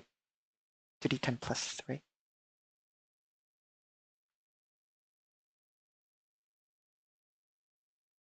For a total of 20, minus 5. 15.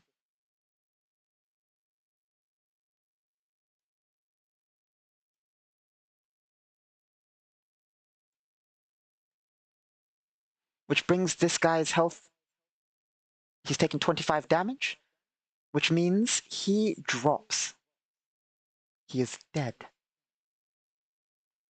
As the second burst rips into him from the ally behind us, he falls to the floor.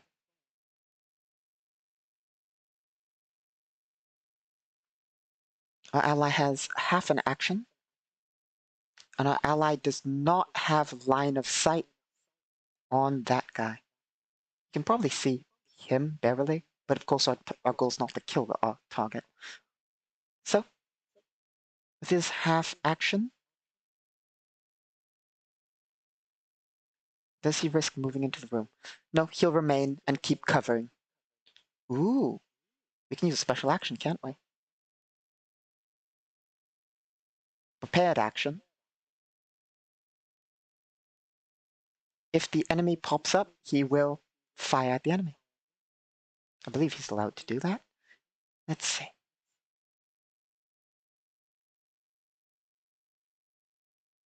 I'd have to double check the rules, but I'm not going to spend the time doing that because it just makes sense for now. Which brings it to our enemy's turns. He will take cover over here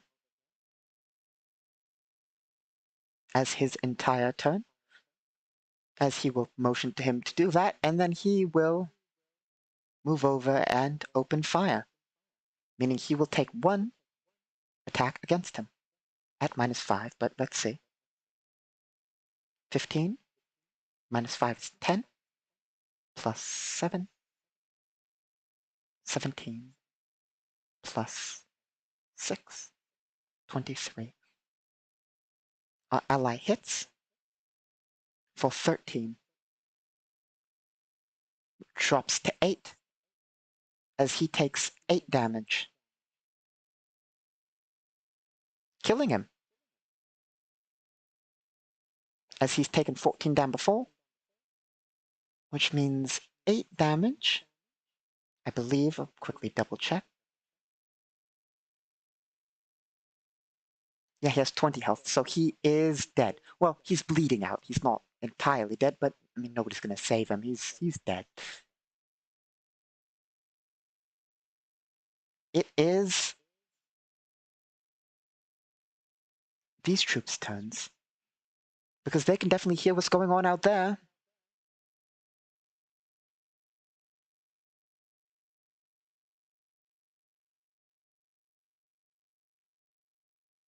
That's his turn, because he has to spend an action to open the door.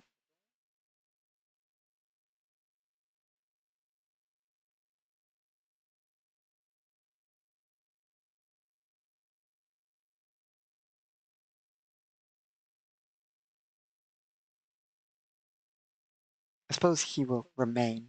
He'll go there. He'll go there. They both have half actions, and for their half actions, they will try and fire.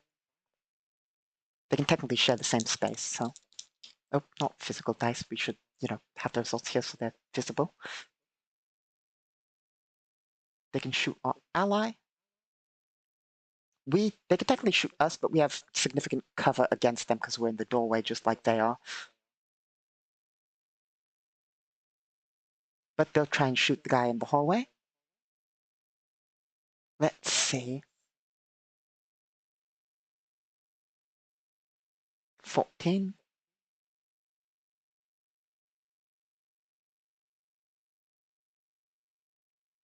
Hit.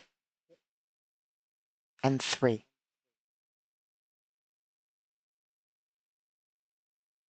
Miss. So they get 1 hit on our ally with a burst. 15. -5. Our ally is going to take 10 damage, which is enough to proc a half injury, meaning he's going to spend an action die to not be injured. As rounds rip down the corridor, he's able to duck and block, well, move up against the wall and avoid one burst, but the other one hits him.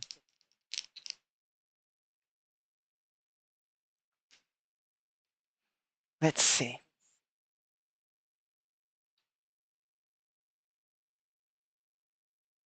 Our allies don't have clear line of fire due to our ally being in the way.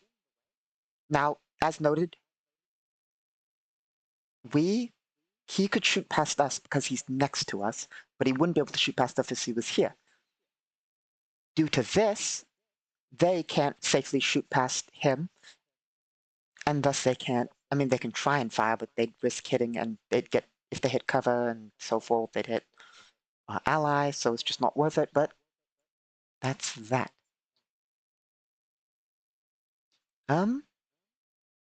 Let's see. Seeing things going down, do they want to rush into a semi-open corridor or continue covering? They'll cover from where they are, and here's what we'll do. As it is technically now our turn, Juliana Aldous will tell him, since he's been hit, secure the target. She'll yell at him, and he will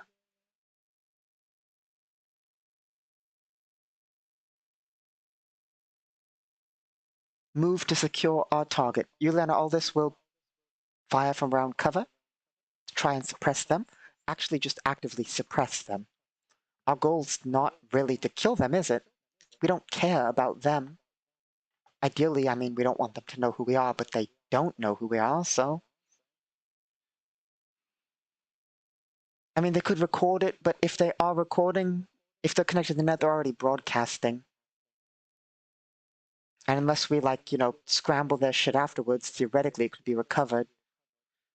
It's not really worth killing them at risk to us. If they die, they die.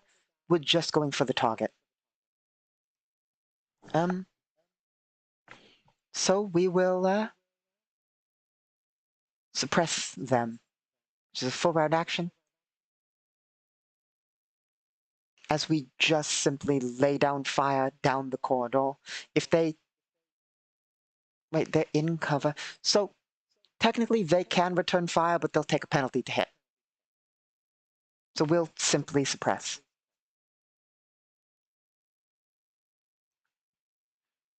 No. No. They don't want him dead either. So yes, no, this is a good idea. We will suppress them.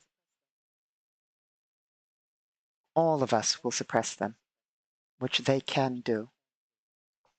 So if we're all suppressing, that's going to be a minus what?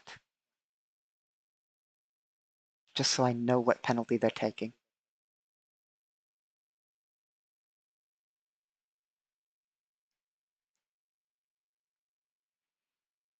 -4.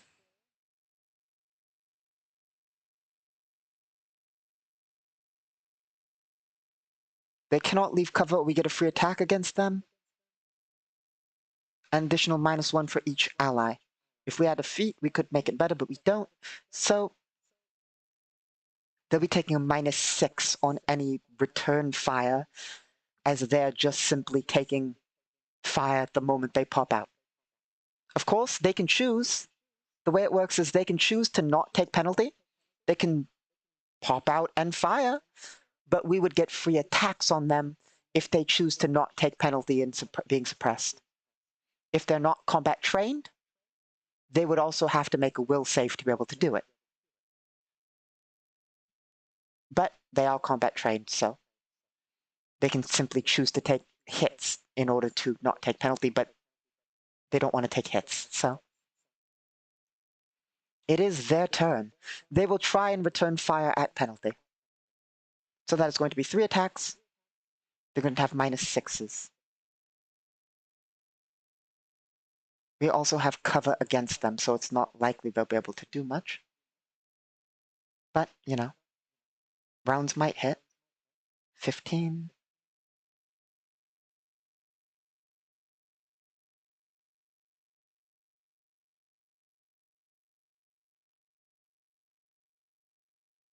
Miss. Miss. Miss.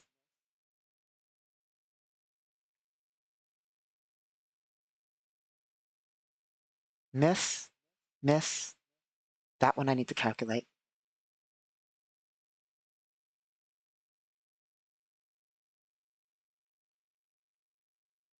It does not hit Juliana Aldis because her armor is heavy armor. Okay. I'm not even sure if that hit her allies. That's once more exactly a defense. But luckily Juliana Aldis' defense is higher. So, anyway.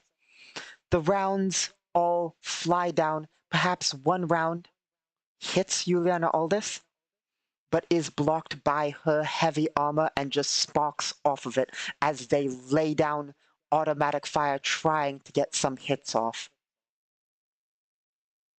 Bring it over to our turn. That also, had we not suppressed, they would have likely gotten damaging hits off had we not suppressed. Had we, of course, we could have, moved there and not been able to be hit. Or any such kind of thing. Anyway.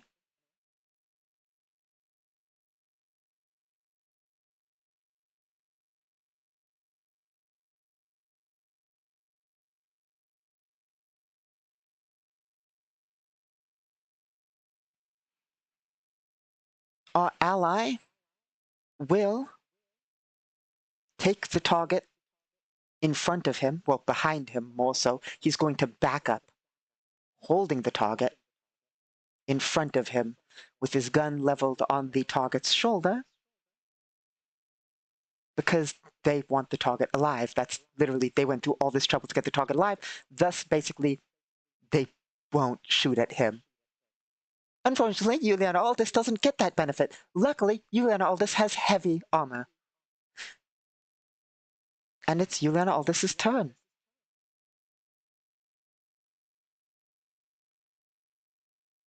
So our suppressive fire basically stops, by the way.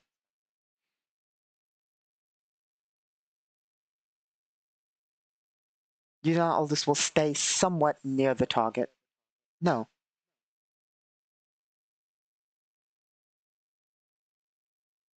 Juliana Aldis will just move. Like so. Because we're still technically behind the target then.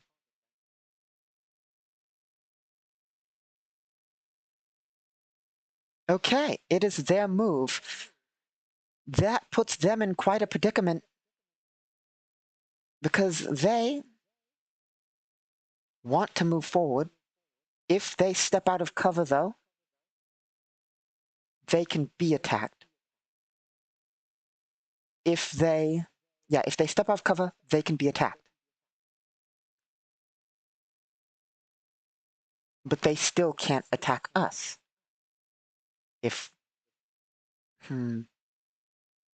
So the question is, do they want to risk, say, this? They would not get full defense if they did that, because technically while they're moving out of cover, we wouldn't get a free tax, but technically they wouldn't be getting full cover bonus. Like if they even wanted to go there and be like, I take full cover, technically we'd still be able to attack them this round.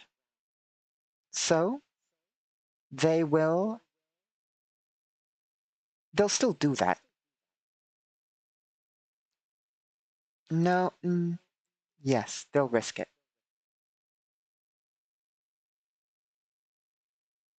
That'll be his full action, though.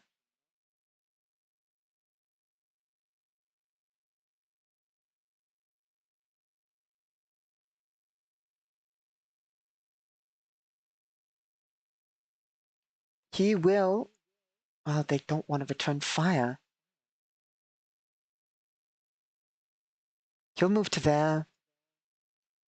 They're technically already in the square, so... That counts as free, because he's technically already in the square. He'll move up with his ally. This guy will stay there. Okay. It is our move. He will let out suppressive fire as they do that. Because it doesn't matter that which... I mean, it's more important to us that they remain in cover than anything. No, that would take actions. We'll let them. We'll let them move up.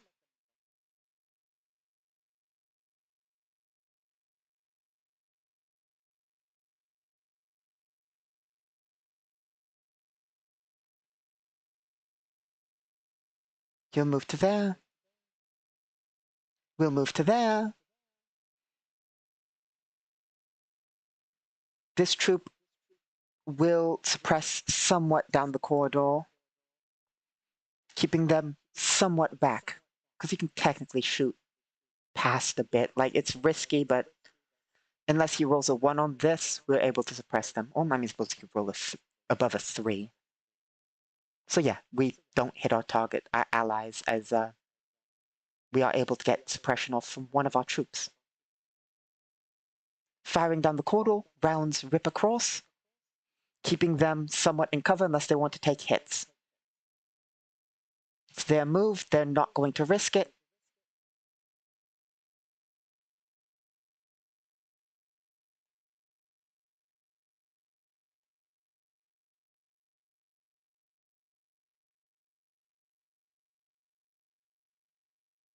As he moves there, he continues to suppress one more round.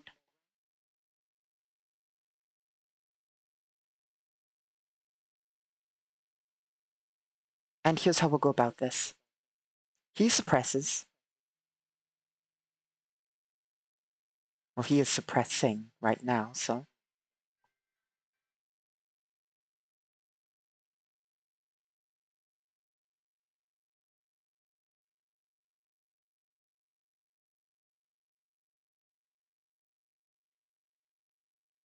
Because that was last round, he suppressed, so we move there. So yeah, he will suppress. We'll move. Take the old man with us, of course.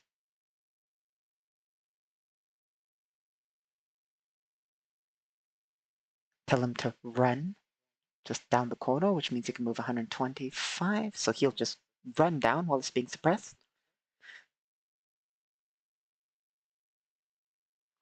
Juliana Aldis will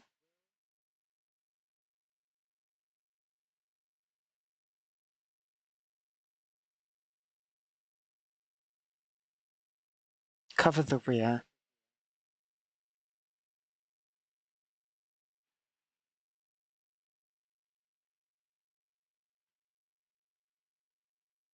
Okay. That brings it to their turn. Unfortunately, we are slightly out of time as there's something I have to do. But we will call it there and next time pick up where we were.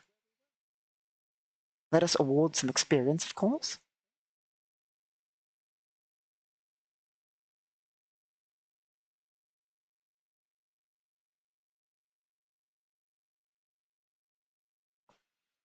Which is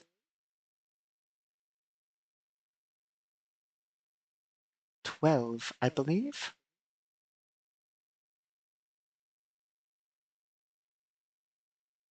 Brings us to 95 experience.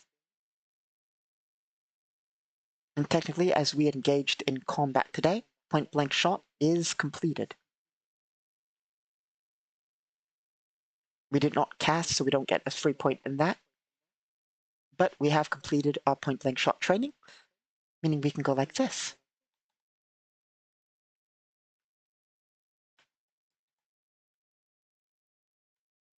Trained. And then we can put a dash there and can choose what we want to train next. Of course, next time we will pick, well, next time is World Building Wednesday, in which we'll see where things go. We'll build, work on some stuff, and then next we'll continue this on next Solo Sunday and make some progress and so forth. Thank you all for stopping by. I hope you enjoyed. We'll finally get into some of that action stuff, some combat, and we'll see where things go. Thank you for stopping by, and I hope you have a great day. As usual, I've been your host, Casimir Basilius, broadcasting to you from, well, the Empire. Have a great day.